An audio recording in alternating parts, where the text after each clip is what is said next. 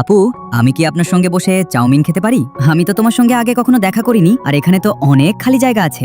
আমি চাই না মানুষ আমাকে একা চাউমিন খেতে দেখে তাকিয়ে থাকুক, তাহলে মনে হবে আমার কোনো বন্ধু নেই। আচ্ছা, বসো, একসঙ্গে খাই। আপনাকে দেখে মনে হয় আপনি কোনো টেনশন করেন না, আমার মতো না যে সব সময় সবার কাছে অবহেলিত হয়।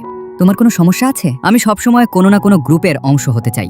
স্কুলে আমাকে আলাদা করে দেওয়া হয়েছিল, কলেজেও মানুষ আমাকে এড়িয়ে চলে। আমি কি এতই খারাপ? তারপর তুমি কি করলে? স্কুলে আমি সবার কাছ থেকে দূরে সরে যেতে শুরু করি। কলেজে গিয়ে সবাইকে খুশি করার চেষ্টা করতাম, কিন্তু আরে, এ তো আমার রুমমেট রিয়া। সে তো আমার সঙ্গে ঠিকমতো কথাই বলে না। অন্যায়ের পরও চুপ থাকা আর সবাইকে খুশি করার চেষ্টা করলে আরো বেশি অন্যায় সহ্য করতে হয়। জীবন বারবার একই পরিস্থিতি সামনে আনে যতক্ষণ না তুমি তার সঠিক জবাব দাও। জেনি, আমি চাই তুমি মেকআপ প্রতিযোগিতায় অংশ নাও। ম্যাম, আমি ঠিকমতো পোশাকও পরতে পারি না, আমার লজ্জা লাগে। চেষ্টা করো, অনুশীলন করলে ঠিক হয়ে যাবে। দুঃখিত ম্যাম, আমি পারবো না। তোমার মতো মেধাবী মেয়ে যদি সুযোগ থেকে পালায় তাহলে কি হবে? ছাত্র জীবনে আমি নিজের অনেক সুযোগ নিজেই নষ্ট করেছি। আজ তো ছুটি, চল শপিং করতে যাই। জেনি, আমি একটা নতুন বন্ধুকে আনতে চাই। তোমার কোনো সমস্যা আছে? হ্যাঁ, কিন্তু যখন সে নতুন বন্ধু বানালো তখন আমি তার কাছে গুরুত্বহীন হয়ে গেলাম। আমি যাব না, তোমরা যাও। আমি নিজেই আমার বন্ধুত্ব নষ্ট করেছিলাম, তারপর সবার থেকে দূরে সরে গিয়েছিলাম।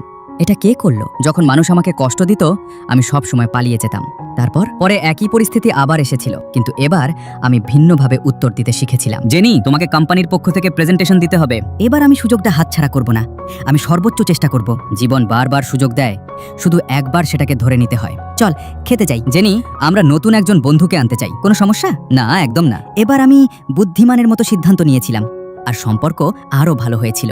জেনি এত তাড়াতাড়ি প্রমোশন পেল কিভাবে? নিশ্চয়ই কোনো খারাপ কাজ করেছে। এই ছেলে, সত্যিটা বলো, তুমি কি নকল করে পরীক্ষা পাশ করেছো? সত্যি বলো, না হলে দাঁত ভেঙে দেব। দুঃখিত, আমি নকল করে পরীক্ষা পাশ করেছি। ভবিষ্যতে কারো সম্পর্কে কিছু বলার আগে 10 বার ভাববে, নইলে সে তোমাকে ভালোই শিক্ষা দেবে। এবার আমি পালিয়ে না গিয়ে মুখোমুখি হয়েছিলাম। একই পরিস্থিতি বারবার আসে যাতে তুমি নিজেকে বদলাতে পারো। তাহলে আমার সবচেয়ে বড় দুর্বলতা ছিল সবাইকে খুশি করার চেষ্টা করা। এখন কি তোমার নতুন উত্তর আছে? হ্যাঁ। এই মেয়ে, এটা আমাকে দাও, আমি খাই। দূর হও, এখান থেকে চলে যাও। তুমি তো বেশিই কথা বলছো। হ্যাঁ, বলবো, যা খুশি করো। আরে চলো এখান থেকে। আচ্ছা, আমি এখন যাই, আমাকে অফিসে যেতে হবে। তুমি এখন সঠিকভাবে জবাব দিতে শিখেছো। ধন্যবাদ জেনি আপু। আপু, আমি কি আপনার সঙ্গে বসতে পারি? তোমার কোনো সমস্যা আছে?